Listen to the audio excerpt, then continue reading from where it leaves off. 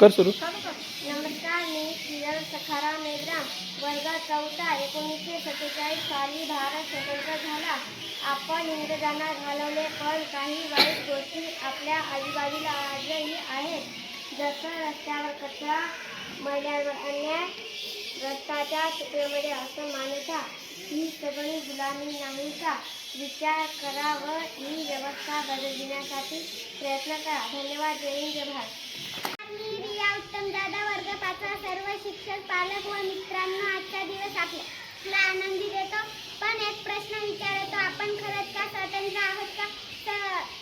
प्रश्न पहिला, मुलगी शिकते पण अजूनही तिला अनेक बंधने आहेत. प्रश्न दुसरा, शेतकरी अन्न पिकतो पण तो उपाशीच म्हणतो. प्रश्न तिसरा, मजूर घाम घालतो पण त्यांच्या पोराला शिक्षण नाही. ते पाहून कधी कधी वाटत स्वातंत्र्य फक्त संविधानात लिहिलं गेलेलं आहे, ते अजून आपल्याला आयुष्यात उतरवायचं आहे. देशभक्ती म्हणजे जबाबदारी, ती प्रथम निवडून गेलेल्या लोकांनी पाळावे. म्हणजे गरीब अजून गरीब होणार नाही व श्रीमंत अजून श्रीमंत होणार नाही. जय हिंद, जय वर्ग 5. आज स्वातंत्र्य दिन आहे.